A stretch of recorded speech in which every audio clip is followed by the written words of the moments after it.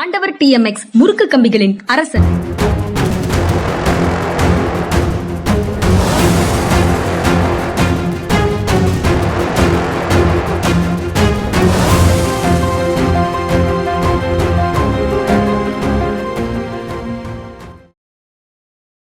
வணக்கம். இது மனிதா சார். வணக்கம் சார். வணக்கம்ங்க. வணக்கம். டெல்லி ஹைகோர்ட் நேஷனல் ஹெரால்டு வழக்கில் சோனியா காந்தி மேல, ராகுல் காந்தி மேல அமலாக்கத்துறை போட்ட சார்ஜ் ஷீட்டை நிராகரிச்சிருக்குது, தள்ளுபடி செய்திருக்குது. நீங்க டெல்லி போலீஸ் முதல்ல எடுத்த நடவடிக்கைகளின் அடிப்படையில இந்த சார்ஜ் ஷீட் அமையவில்லை. சுப்பிரமணிய சாமி என்ற தனிநபர் கொடுத்த புகாரின் அடிப்படையில் நீங்க சார்ஜ் ஷீட்டை போட்டிருக்கீங்க. இதற்கு சட்ட ரீதியாக அனுமதிக்க முடியாது அப்படின்னு ஒரு டெக்னிக்கல் ரீசன்ல அதை ரிஜெக்ட் பண்ணியிருக்கிறாங்க. முதலமைச்சர் ஸ்டாலின் அதை வரவேற்றிருக்கிறார், அந்த தீர்ப்பை வரவேற்றிருக்கிறார். எப்படி பாக்குறீங்க சார்? இல்லை, it was correctly rejected on technical grounds. அதாவது சுப்பிரமணிய சாமி போலீஸில் வந்து புகார் கொடுத்தா கூட போலீஸ் வந்து அவர் கொடுத்த புகாரின் அடிப்படையில் சார்ஜ் ஷீட் பண்ண முடியாது. அவர் கொடுத்த புகாரின் அடிப்படையில் இன்வெஸ்டிகேட் பண்ணலாம். இன்வெஸ்டிகேட் பண்ணிட்டு அதில் வந்து குற்றம் நடந்திருப்பதாக அவர்களுக்கு ஆதாரங்கள் கிடைத்தால் அதனுடைய அடிப்படையில் அவங்க வந்து சார்ஜ் ஷீட் பண்ணுவாங்க. அப்போ இங்கே வந்து அவங்களே செய்ய முடியாத ஒரு காரியத்தை வந்து அமலாக்கத்துறை வந்து செய்ய முடியாது. யாரோ ஒரு தனிநபர் கொடுத்த நடுவே, ஏன்னா அமலாக்கத்துறை இதில் என்ன எதுவும் இன்வெஸ்டிகேட் பண்ணாங்க. ப்ளஸ் இன்வெஸ்டிகேட் பண்ண அத்தாரிட்டி வந்து ஒரு தனிநபர் வந்து புகார் கொடுத்தாருன்னா இன்வெஸ்டிகேட் பண்ணுற அத்தாரிட்டி வந்து போலீஸ் ஸ்டேஷனுக்கு இருக்கு. அதைத்தான் கோர்ட் வந்து சுட்டி காட்டியிருக்காங்க. இப்போ அமலாக்கத்துறை சொல்லியிருக்காங்க இதை எதிர்த்து மேல்முறையீடு செய்வோம்னு சொல்லியிருக்காங்க. அடுத்து இன்னொன்று சொல்லியிருக்காங்க, இந்த போலீஸுடைய இதை பார்த்து நாங்கள் வந்து அதனுடைய பேசிஸில் வந்து இது வழக்கை வந்து தொடருவோம்னு சொல்லியிருக்காங்க. என்ன செய்ய போறாங்க இப்போ?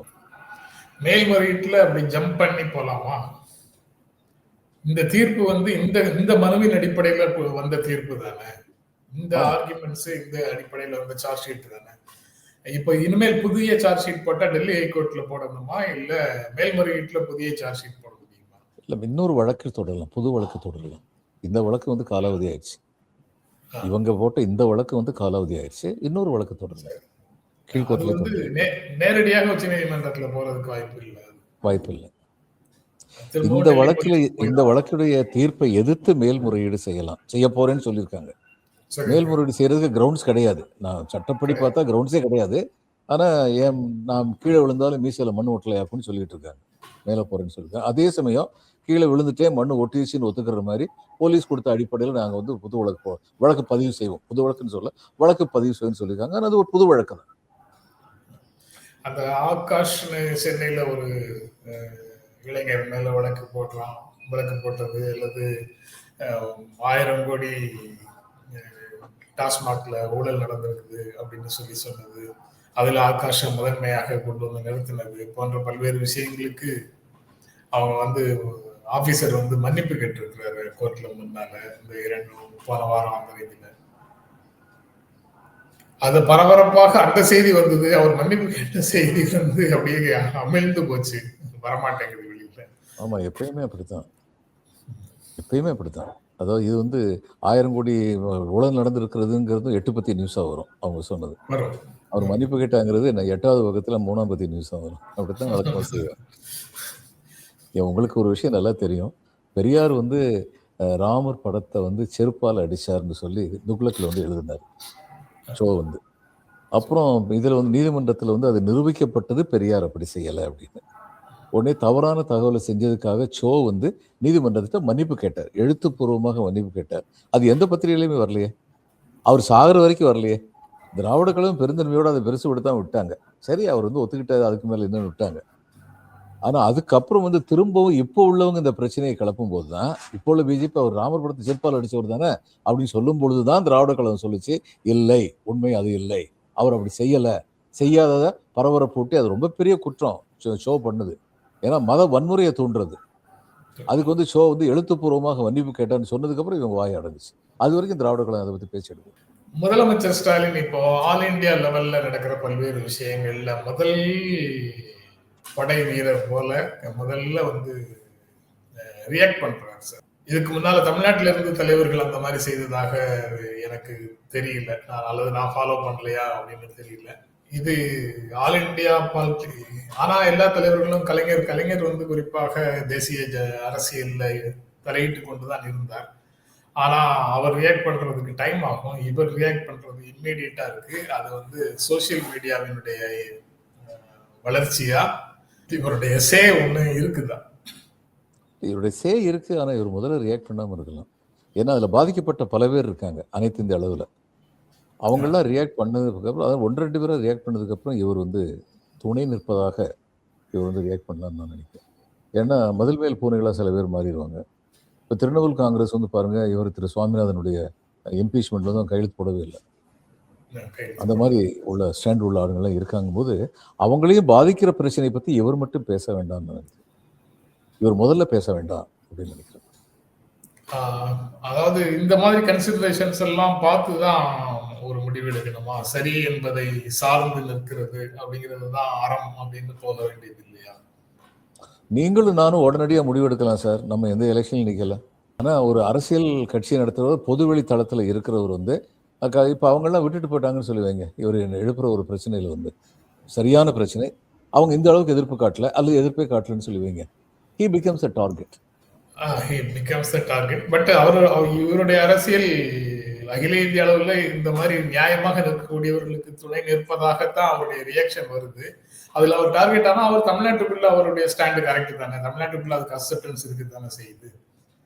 அதை ஃபாலோ பண்ணி அந்த அந்த லைன்ல அரசியலை முன்னெடுத்துட்டு போறதுக்கு வெளியில உள்ள கட்சிகள் தயாராக இல்லை என்ற சூழல் இருக்குமானால் அதுக்காக ரொம்ப சுமக்க முடியாதுல்ல அவங்களே நம்ம தோல்ல. நான் ஏற்கனவே ஒரு இன்சிடென்ட் உங்ககிட்ட சொல்லியிருக்கேன். நான் ப்ரொபேஷனராக நேஷனல் இது ஐஏஎஸ் அகாடமியில் Shastri Lalu Shastri national academy of administration அங்கே தான் முதல்ல போய் சேருவோம். சேர்ந்தபோது இப்போ மேற்கு வங்க ஆளுநராக இருக்க அனந்த போஸ் வந்து என்னுடைய பேட்ச்மேட்டு. அவர்கிட்ட நான் அவருக்கு வந்து கேட்டேன், இந்தி திணிப்பை நீங்கள் வந்து எதிர்க்கலையா அப்படின்னு கேட்டேன். உடனே அவர் ஐயோ அதை எப்படி நாங்கள் சப்போர்ட் பண்ணோம், இந்தி திணிப்பை எதிர்க்க தான் செய்வோம். ஆமாம். உடனே நான் கேட்டேன், அப்புறம் ஏன்டா எங்களை மாதிரி நீங்கள் போராட்டம் நடத்த மாட்டேங்கிறீங்க அப்படின்னு. அவர் என்கிட்ட திருப்பி கேட்டார், எதுக்குடா நாங்கள் நடத்தணும், நீங்கள் தான் 4 பேர் வந்து எரிச்சு சாவீங்கல்ல, உடனடியாக தான் சென்ட்ரல் கவர்மெண்ட் வந்து பயந்து வச்சு நாங்கள் எதுக்கு அனாவசியமாக போராடணும். அதாவது முன்னாடி நிற்கிறதுல இந்த ரிஸ்க் இருக்குது சார், அதுக்கப்புறம் உங்கள் பிரியம் ஸ்டாலினுடைய பிரியம், அவ்வளோதான். என்ன பிரியம் ஸ்டாலினோட பிரியம்? சரியான விஷயங்கள்ல சார்ந்து நிற்கணுமா? சார்ந்து நிற்கணும். இந்த நேஷனல் இஷ்யூல முதல்ல நிற்க வேண்டாம்னு சொல்றேன் நான். முதல்ல நிற்பதற்கான அங்கீகாரத்தை தமிழ்நாடு மக்கள் கொடுத்துட்டு இருக்காங்கல்ல. இப்ப 2014, 19, 2024 3 தொகுதிகள் 3 தேர்தல்கள்லையும் பாரதிய ஜனதா கட்சிக்கு எதிராக சாலிடாக ஓட்டு போட்டது தமிழ்நாட்டு மக்களாக இருக்கிறாங்க. அது ஜெயலலிதாவா இருந்தாலும் சரி, அதுக்கப்புறம் 2 தேர்தல்கள்ல ஸ்டாலினாக இருந்தாலும் சரி.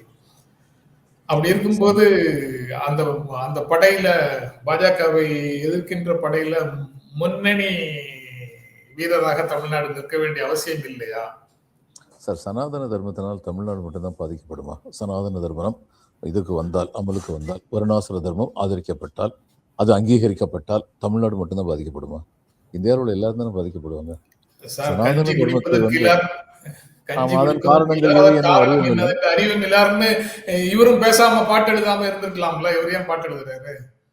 சரி, பாட்டு எழுதுனவர் எலெக்ஷன் நிக்க போறது இல்லை சார். பாட்டு எழுதுனவர் எலெக்ஷன் நிக்க போறது இல்லை சார்.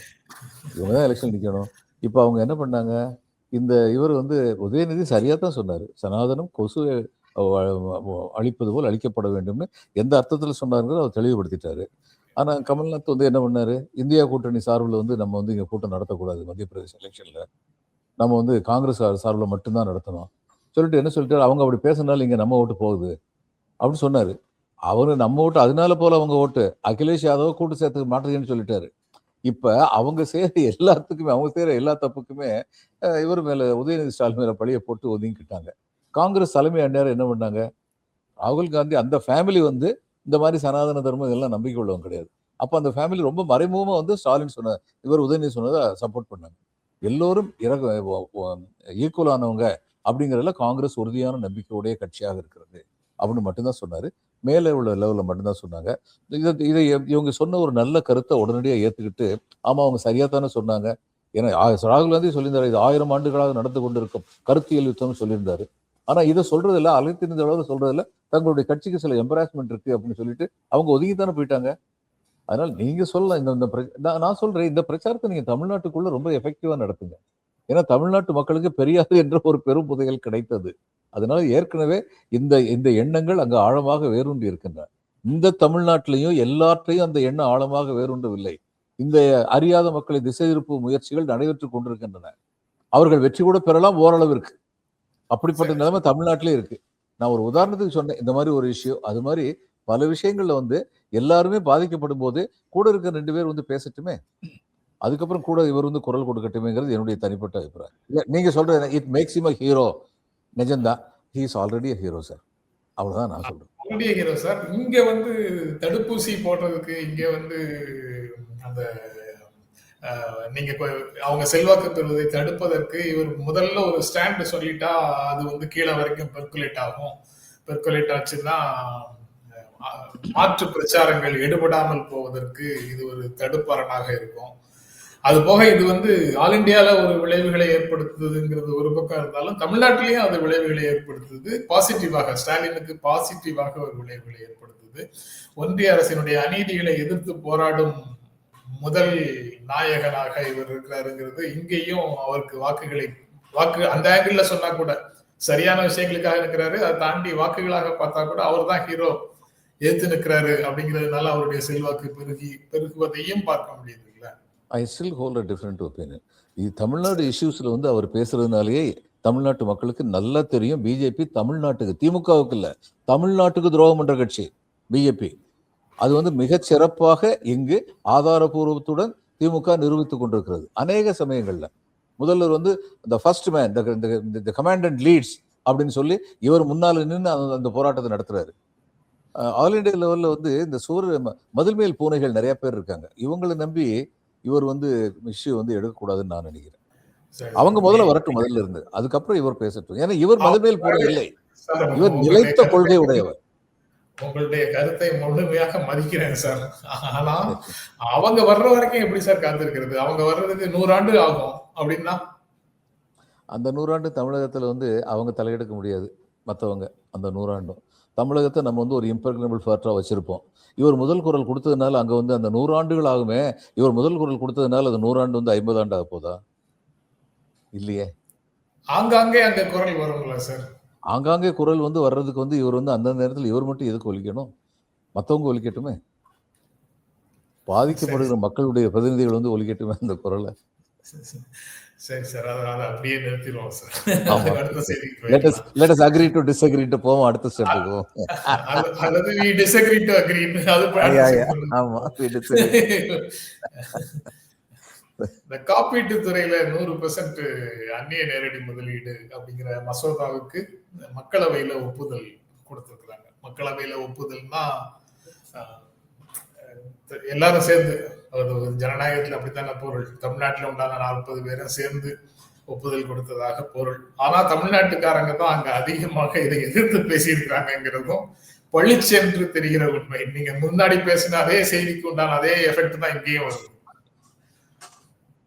திரிணாமுல் காங்கிரஸ் எம்பியும் பேசியிருக்காருங்க, ரொம்ப ஆழமா பேசியிருக்காரு. சரி சரி, அவங்க 2 பேரு 2 மாநிலமும் வச்சுக்குவோம். ஆமா. இப்போ இந்த காப்பீட்டு துறையில் அவங்க சொல்றதுல எனக்கு அடிப்படை வேறுபாடு என்னன்னா, அவங்க என்ன சொல்றாங்க, ஜனங்களுக்கு எல்லா ஜனங்களுக்கும் காப்பீடு போய் செல்ல வேண்டும் அப்படிங்கிற தனியாத ஆர்வம் கொண்டவர் நம்முடைய பிரதமர். அதனால அந்நிய முதலீட்டை 100% ஆக்குறாருன்னு சொல்றாங்க. இது என்ன, ஒரு பக்கம் பி இண்டியன் பை இண்டியன் சொல்லுவீங்க, இன்னொரு பக்கம் இங்க இந்தியாக்காரங்கெல்லாம் காப்பீட்டு துறையில 76% வச்சிருந்தா கூட அவங்ககிட்ட நேர்மை இருக்காது. ஜனங்களுக்கு எல்லாம் போய் சேரணும்னா அந்நிய காப்பீட்டு துறை 100% ஓனர்ஷிப் வெள்ளைக்காரனுக்கு கொடுத்துடணும். குடிச்சுக்கிட்டு எதுக்கு இந்தியன் கவர்மெண்ட் நம்ம ஆண்டுகிட்டு ஈஸ்ட் இந்தியா கம்பெனியை கூட்டுவாயா, அன்னைக்கு இருந்தாங்க மறுபடியும் அவங்க ஆளட்டும் அப்படிங்கிற மாதிரி சொல்றாங்க. அதான் சொல்ல வர்றாங்க. அதான் சார், காலனிய எச்சங்களை கூட பொறுத்துக்க மாட்டோம் அப்படின்னு சொல்றவங்க முழுசா ஒரு பொருளாதார காலனியத்தை நோக்கி போறாங்க. ஆனா இதுலயும் அதேதான் சார், அந்த அரசியல் உணர்வு பல படிநிலைகள்ல இருக்குது.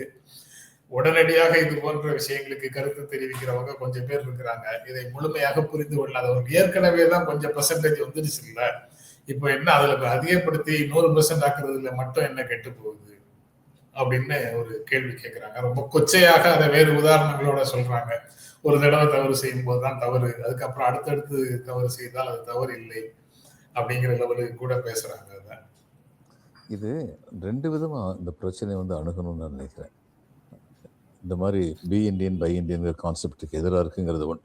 இன்னொன்று, பொருளாதார நிபுணர்கள் திராவிட முன்னேற்ற கழகத்தில், திரிணாமுல் காங்கிரஸில் உள்ள பொருளாதார நிபுணர்கள் இது எப்படி நாட்டுடைய பொருளாதாரத்துக்கு சிறந்த வகையில் உதவ போகிறது கிடையாது அப்படிங்கிறது வந்து ஆதாரப்பூர்வ வழக்கம். ரெண்டுமே முக்கியம். அந்த 2 கட்சிகளையும் திமுக ஏஐடிசியை பொறுத்த வரைக்கும் 2 விதமான ஒப்பீனியன் கொண்டவர்களும் அந்த அணிக்குள்ள அந்த கட்சிக்குள்ள இருக்கிறதுக்கு வாய்ப்பு இருக்கு சார். ஆமா, இப்ப சிதம்பரம் 100% சப்போர்ட் பண்ணுவாருன்னு சொல்லி ஏறக்குறைய நான் தீர்மானிக்கிறேன். காங்கிரஸ்ல சிதம்பரம் பிடிஆரும் அதே மாதிரி நினைக்க கூடும். ஒருவேளை அதுல அவருக்கு டிஃபரெண்ட் ரிசர்வேஷன் இருக்கலாம். ஆனா பிடிஆர் அதே மாதிரி நினைக்க கூடும் திமுக தெரியல. பிடிஆர் வந்து ஃபாரின்ல வேலை பார்த்துருக்காரு. ஆனா இந்த மாதிரி விஷயங்கள்ல வந்து சுயசார்பு அப்படிங்கிறதுல வந்து அவர் ரொம்ப தீவிரமான கருத்துக்கள் உள்ளவராக இருக்காரு. தெரியல. அதான் தெரியல. ஒருவேளை ரிசர்வேஷன் இருக்கலாம். ஒருவேளை இதே மாதிரி அங்கேயும் வந்து 2 விதமான கருத்துக்கள் இருக்கலாம். அது கிட்டத்தட்ட சென்ட்ரிஸ்ட் பார்ட்டிஸ்ல உண்டான இஷ்யூ தானே சார். ஆமா, திரும்ப அடிப்படையில் 2 விதமான கருத்துக்கள் இருந்தா தலைமை என்ன ஸ்டாண்ட் எடுக்குதோ அதைத்தான் ஆதரிச்சு எல்லாரும் பேசணும். அதுதான் கட்சி தர்மம், அரசியல் தர்மம். அதுல அவங்களுக்கு உடன்பாடு இருந்தா மக்களவையில, சட்டசபையில அந்த மாதிரி இடங்கள்ல அவங்களுக்கு உடன்பாடு இருந்தா உற்சாகமாக பேசுவாங்க. உடன்பாடு இல்லைன்னா கொஞ்சம் அவங்க மௌனமா போயிடுவாங்க. அது தனிநபர் இயல்பு. ஆமா, உடன்பாடு இல்லைன்னா கூட பேச வைப்பாங்க. எமர்ஜென்சியை இதுல பார்லிமெண்ட்ல வந்து ப்ரொபோஸ் பண்ணது ஜெகஜீவன் ராம், மிஸ்ஸஸ் காந்தி ஜெகஜீவன் ராம் சொன்னாங்க. அவருக்கு இதுல உடன்பாடு கிடையாது, ஆனா கட்சியில இருந்தாரு, அதனால ப்ரொபோஸ் பண்ணாரு. அதுதான் கட்சி தர்மம், பார்ட்டி டிசிப்ளின்ங்கிறது அதுதான். அது ஸ்ட்ராட்டஜிக்கலா பார்ட்டி தலைமை அப்படிதான் செய்யும், கட்சி தலைமை அப்படிதான் செய்யும். முன்மொழிவதையும் வழிமொழிவதையும் எதிர்கருத்து கொண்டவர்களை வச்சு செய்ய சொல்றதுதான் அணுகுமுறை, சரியான அணுகுமுறைன்னு அவங்க தான் கையில் எடுப்பாங்க. ஆமா, அது தவிரவும் நான் பார்த்த தினமணி நாளிதழ்ல தமிழ்நாட்டை சேர்ந்த எம்பிக்கள் என்னென்னலாம் பேசினாங்கன்னு ஒரு சின்னதாக வரிசையாக போட்டிருந்தாங்க இதே தலைப்புல. எனக்கு அதை பார்த்த உடனேயே அது ரொம்ப நல்ல முயற்சியாக தெரிஞ்சுது. 40 எம்பிக்கள் அங்க என்ன செய்யறாங்க, 40 எம்பிக்கள் அங்க என்ன செய்யறாங்கிறவங்க கேட்கறாங்கல்ல, இங்க நம்ம கிட்ட கேட்கறாங்கல்ல தொலைக்காட்சி விவாதங்கள்ல. அதுக்கு பதிலாக அது தெரிஞ்சுது. பல விஷயங்களை பற்றி கனிமொழி, கருணாநிதி, அப்புறம் வெங்கடேசன், பல பல எம்பிக்கள் வந்து அங்க பேசிக்கிட்டே இருக்கிறாங்க. விசிக 2 பேரும், திருமாவளவனும் ரவிக்குமாரும் அன்றாடம் ஏதாவது செய்துக்கிட்டே இருக்கிறாங்க. அது அவங்களுக்கு தனிப்பட்ட முறையில் அவங்களோட தொடர்பு இருக்கிறவங்க கிட்ட தெரியுது. அந்த அமைச்சரை பார்த்து பெட்டிஷன், இந்த அமைச்சரை பார்த்து பெட்டிஷன், இந்த ஒரு மசோதா, இந்த ஒரு ப்ரப்போசலை உள்ள வச்சு கேள்வி கேட்டிருக்கிறோம் அப்படின்னு மாத்தி மாத்தி சொல்லிக்கிட்டே இருக்கிறாங்க. அதே மாதிரி வெங்கடேசன் அந்த பக்கம் செய்யறாரு. திமுகலையும் எல்லாரும் பெரும்பாலான நபர்கள் அந்த வேலையை செய்யறாங்க. ஆனாலும் இங்க வந்து 40 பேர் அங்க என்ன செய்யறாங்கன்னு கேட்கறாங்க. இந்த 40 பேர் அங்க என்ன பண்றாங்கன்னு கேட்டா அதே ஆளுங்களை பார்த்து அதிமுகவுடைய 69 எம்எல்ஏ தமிழ்நாடு அசம்பிளியில் என்ன பண்றாங்க திரும்பி கேட்கலாம்ல. 40 பேர் போய் என்ன பண்றாங்க, எந்த விதமான சேஞ்சை ஏன் பண்ணல அப்படின்னு கேட்டா அதே இது இங்கேயும் பொருந்தும். அந்நேரம் ஏன் வாய மூடுறாங்க? நான் இதே கேள்வி வந்து இதுல வந்து விவாதங்கள் வந்து கேட்டேன். அதுக்கு பதில் இருக்கு, அதுக்கு பதில் கிடையாது. உடனடியா நீங்க எப்பயுமே திமுக ஆதரவு, எதுக்கும் சம்பந்தம். அது இப்ப தொலைக்காட்சிகள்ல அது ஒரு நேரடி, முதல்ல வந்து மறைமுகமாக அந்த உத்திகள் செயல்பட்டு கொண்டிருந்தன. இப்போ வந்து நேரடியாக நீங்க திமுக சொல்லி வா. நேற்று கூட அந்த மாதிரி விவாதம் நடந்து நான் சொல்றேன், இந்த பாருங்க, நான் சொல்லுகிற கருத்துக்களுக்கு எதிர் விவாதம் கொடுக்கறது உங்களுடைய கடமை, உங்களுடைய உரிமை. நீங்க அதை செஞ்சுட்டு என்னை வந்து திமுக சொம்பு, திமுக அண்டா ஏதாவது சொல்லி வேணாலும் சொல்லுங்க. ஆனா நீங்க வந்து அதுக்கு பதில் சொல்லவே மாட்டேங்கிறீங்க. இதற்கும் அப்புறம் சார், விஜயோட கூட்டம் நாளைக்கு நிறைய செய்திகள் அதை தொடர்ந்து வருது. ஈரோட்டுல நாளைக்கு விஜய் பிரச்சார கூட்டம். பாஸ் QR கோடு இதெல்லாம் ஒண்ணும் கிடையாது, யார் வேண்டுமானாலும் வரலாம், நாங்க அந்த ஏற்பாடு பண்ணிருக்கோம், இந்த ஏற்பாடு பண்ணிருக்கோம். வழக்கமாக இது வரைக்கும் விஜய் கூட்டத்துக்கு எந்த தகவலும் சொல்லாத ஒரு சூழலில் செங்கோட்டையன் அவ்வளவு தகவலையும் சொல்றாரு. எத்தனை ஆம்புலன்ஸ், எவ்வளவு டாக்டர்ஸ், எத்தனை வாட்டர் பாட்டில், எல்லா தகவலும் சொல்றாரு. இது எல்லாம் கரூருக்கு பிந்தைய கூட்டத்துக்கான தேவை அப்படின்னு பாக்குறதா, எப்படி பாக்குறது? வேனை சுத்தி ஒரு 50 அடிக்கு யாரையும் அலோவ் பண்ணக்கூடாதுன்னு, வரக்கூடாதுன்னு பொதுச் செயலாளர் ஆனந்த் சொல்றாரு. அப்படின்னா இவங்க எல்லாத்தையும் சேர்ந்துட்டோம் அப்படின்னு கை கழுவுறாங்களா? கூட்டம் ஒருவேளை வந்தால் அது அவ்வளவுமே போலீஸ் பொறுப்புங்கிறதுக்காக இப்படி எல்லாம் முன்கூட்டியே அதெல்லாம் சொல்றாங்களா? என்ன, எப்படி புரியுது? இல்லை, I think Sengottaiyan makes a difference. ஏன்னா அவர் 50 வருஷமா அரசியல் இருக்கவர். அவர் ஜெயலலிதாவுக்கு பயணத்திட்டமெல்லாம் வகுத்துட்டு ஜீப்லேயே பின்னாடியே உட்காந்து போய்கிட்டு இருப்பாரு. இவங்க அந்த பயணத்திட்டம் வகுக்கும் போதே அந்தந்த ஊரில் உள்ள செயலாளர்கள் கூட அவர் பேசிட்டு தான் அந்த இதை வகுத்துருப்பாரு. அது இவருடைய சொந்த மாவட்டம். நான் ஏற்கனவே சொன்னபடி அவருக்கு இது ஒரு ஜீவாதார பிரச்சனை, அவருடைய செல்வாக்கை நிரூபிப்பதற்கான ஒரு சந்தர்ப்பம். அதனால அவர் செங்கோட்டையனை பற்றி நான் ஒரு விஷயம் பார்த்துருக்கேன். அவர் எல்லா கட்சிகள் கூடயும் கட்சி உறுப்பினருடையும் பொதுவாக இணைப்பா இருப்பாரு. ஆளுகிற இது அதிகாரிகள் மத்தியில் அவர் இந்த கன்ஃபரன்டேஷன்ங்கிறத அவர் பண்ணவே மாட்டார். அவர் பதவியில் இருந்தவும் சரி, பதவியில் இல்லாத போதும் சரி, அதை நான் பார்த்துருக்கேன். அதனால இப்பயும் அவர் என்ன சொல்றாருன்னா, அவங்க என்ன கண்டிஷன் போட்டாங்களோ அதுக்கு மேலே நாங்கள் செஞ்சிருக்கோம் அப்படின்னு சொல்றாரு. அது உண்மையாக தான் இருக்கும்னு சொல்லி நான் நம்புறேன். அதுக்கு மேலே எல்லா ஏற்பாடும் பண்ணியிருப்பாரு. ஏன்னா தன்னுடைய கோட்டையில ஒரு குத்துவட்டு நடந்து விடக்கூடாதுன்னு சொல்லி அவர் ரொம்ப கவனமா இருப்பாரு. அதனால கியூஆர் இல்லைங்கிறது ஒரு பெரிய பிரச்சனை இருக்காது. இத்தனை என்ட்ரன்ஸ் எக்ஸிட் வச்சிருக்காங்க. மக்களுக்கு தண்ணி வாட்டர் இதுல இருந்து இப்போ எல்லாமே ஒரு ஏற்பாடு பண்ணி தர்றாங்க. வாட்டர் பாட்டில் முதற்கொண்டு கொடுக்குறாங்க. அது ஒரு டேங்கர்ல தண்ணி வச்சிருக்காங்க. இப்படி எல்லாம் இருக்கும்போது நம்ம கூட்டத்தை குறிச்ச நேரத்தில் ஆரம்பிப்பாங்க, முடிச்சிருவாங்க. அதனால உணவு எதுவும் கொடுக்க வேண்டிய தேவை வராது. அதனால நான் நினைக்கிறேன் அவங்க ஏற்பாடுகள் நல்லா தான் பண்ணியிருப்பாங்க. இப்போ கூட்டம் வருமா? அதாவது 3 மணி நேரத்துக்கு முன்னாடி விஜய் வர்றாருன்னு சொல்லி கூட்டத்தை சேர்த்து அந்த கூட்டத்தை கரூரில் 41 பேர் ஏற்கிற சூழ்நிலை உருவாச்சு. இன்னைக்கு அப்படி எதுவுமே இல்லாமல் இத்தனை மணிக்கு வருவார், இத்தனை மணிக்கு போவார்னு சொல்லிட்டா கூட்டம் எவ்வளோ கூட்டம் வருது? செங்கோட்டையனுடைய தனிப்பட்ட செல்வாக்கு, மறுபடியும் சொல்கிறேன், யார் என்ன சொன்னாலும் அந்த தொகுதியில் அவருக்கு செல்வாக்கு இருக்குது, மக்கள் மத்தியிலும் இருக்குது, அவருடைய கட்சியில் இருந்தவங்ககிட்டையும் அவருக்கு செல்வாக்கு இருக்குது. என்ன கூட்டம் வருதுன்னு சொல்லி நாளைக்கு பார்ப்போம். அவர் செய்யற முதல் வேலையும் இது கூட, வெளியில அவர் செய்யற முதல் வேலையும் கூட. அதனால அதுல ஸ்ட்ரென்த் காட்டணும்னு அவரும் முயற்சி செய்வாரு. அவருடைய ஆதரவாளர்களும் அதுல ஆர்வமா இருப்பாங்க. போலீஸ் இன்னொரு காரியம் பண்ணியிருக்காங்க. இந்த கூட்டத்துக்கு பொறுப்பாளர்கள் யார் யாருன்னு எழுதி கொடுங்கன்னு கேட்டிருக்காங்க. கரூர் எல்லாம் அப்படி யாரும் எழுதி கொடுக்கல. ஏதாவது தப்பு நடந்துச்சுன்னா யார் யார் பொறுப்பாளரோ அவங்களை விருட்டு உள்ள வச்சிடலாம், சட்டம். அதனால எல்லாரும் பொறுப்பா இருப்பாங்க.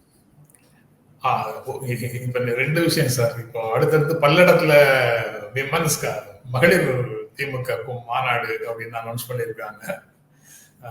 திமுக இருந்து அவங்க தொடர்ந்து ஒரு பக்கம் மாநாடுகள் அமைதியாக எந்த விதமான சிக்கலும் இல்லாம நடத்திட்டு போறாங்க. ஒரு பக்கம் இங்கேயும் சிக்கல் எதுவும் வராது, ஓகே இப்ப அப்படின்னே விட்டுருவோம். ஏன்னா என்னைக்கு எந்த நிமிஷத்துல உள்ள வராரு, எந்த நிமிஷத்துல வெளியில போறாருங்கிறது வரைக்கும் எங்க கிட்ட சொல்லுன்னு போலீஸ் கேட்டிருக்குது. தாமதமாக வராரா இல்லையாங்கிற போன்ற பல்வேறு விஷயங்களை ரெக்கார்ட் பண்றதுன்னு அவங்க முடிவு பண்ணியிருக்காங்க போல. ஏன்னா அவங்களையும் நீங்க குற்றவாளி கூண்டுல ஏத்திட்டாங்க கரூருக்கு பிறகு. அதனால அவங்க எவ்வளவு தூரம் எச்சரிக்கையா இருக்கணுமோ அவ்வளவு தூரம் எச்சரிக்கையா இருக்கணும் அப்படின்னு பாக்குறாங்க. அது போக இவங்கதான் பாண்டிச்சேரியை பார்த்து நீங்க கத்துக்குங்கன்னு சொல்லியிருக்காங்க தமிழ்நாடு போலீஸ. அந்த ஈஷா சிங் ஆபீசர் மாதிரி இங்கேயும் 4 பேரை சட்டையை பிடிச்சு தூக்குறாங்கன்னா அதுக்கப்புறம் இங்க என்ன சொல்றாங்கன்னு தெரியும். எதை கத்துக்குங்கன்னு சொன்னாங்கன்னு இவங்க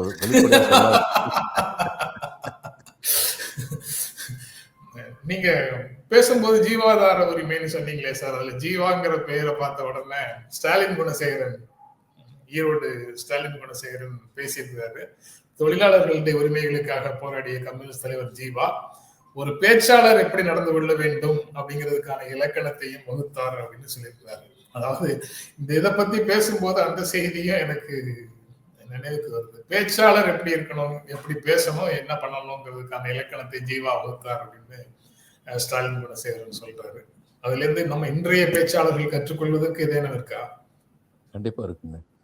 டிஎஸ் எலியட் அந்த காலத்துல ட்ரெடிஷன் அண்ட் இண்டிவிஜுவல் டேலண்ட் அப்படின்னு சொல்லி ஒரு கட்டுரை எழுதினார், விமர்சன கட்டுரை ஒன்று எழுதினார். அது அரசியலுக்கும் பொருந்தும். அதாவது ட்ரெடிஷனை புரிஞ்சுக்கிடாதவங்க, ட்ரெடிஷனை ஃபாலோ பண்ணி தன்னுடைய கருத்துக்களை சொல்லாதவங்க மக்கள் மத்தியில் அதை கொண்டு போய் சேர்க்க முடியாது. இவர் நந்தனார் பாட்டை அடியொற்றி வச்சு அதாவது ஓய் நந்தனாரை அடுக்குமோ உம்முடைய இதுன்னு சொல்லி சொன்னதை வச்சு பாரதியார் வந்து எழுதினாரு. ஓய் திலகரை அடுக்குமோ உம்முடைய பேச்சு, இது என்னையா இது புதுசு மாதிரி பேசுற அப்படின்னு சொல்லி அந்த பாட்டு எழுதினாரு. அது மக்கள் மத்தியில் வந்து ரொம்ப வேகமா போய் சேர்ந்தது. அதே மாதிரி தான் கம்பராமாயணத்தை நன்கு படித்து உணர்ந்த ஜீவா கம்பராமாயணத்தை பற்றி பேசுவார். அது இன்றைய காலகட்டத்தில் எப்படி பொருந்தி வருது அந்த சூழ்நிலை அப்படிங்கிறத பற்றியும் பேசுவார். அவருடைய பாடல்கள்லாம் வந்து பார்த்தீங்கன்னா அந்த மாதிரி இந்த பழைய மெட்டு எப்படி இருந்ததோ அந்த மெட்டில் வச்சு அருமையாக காலுக்கு செருப்பும் இல்லை கால் வயிற்று கூடும் இல்லை பாழுக்குழைத்தோமடா என் தோழனே பசையற்று போனோமடா ரொம்ப அருமையாக வந்து சொல்லுவார். பாலின்றி பிள்ளை எழும் பட்டினியால் தாயழுவாள் வேலையின்றி நாம் அழுவோம் என் தோழனே வீடு முச்சோடும் அழும் அப்படின்னு பாடுவார். இது எல்லாம் வந்து மக்கள் மத்தியில் வந்து போறதுக்கான அந்த ட்ரெடிஷன் தெரிஞ்சிருந்தது. இந்த மக்கள் மத்தியில் எந்த ட்ரெடிஷன் வந்து ஊடுருவி இருக்குதுன்னு தெரிஞ்சிருந்தது. அதனால இன்றைய பேச்சாளர்களுக்கு அது ரொம்ப தேவை. சும்மா இதுல சினிமாவில் வர வெஸ்டர்ன் மியூசிக்கை மட்டும் பார்த்துட்டு இங்க வந்து பேசணும், அதெல்லாம் லாயக்கப்படாது.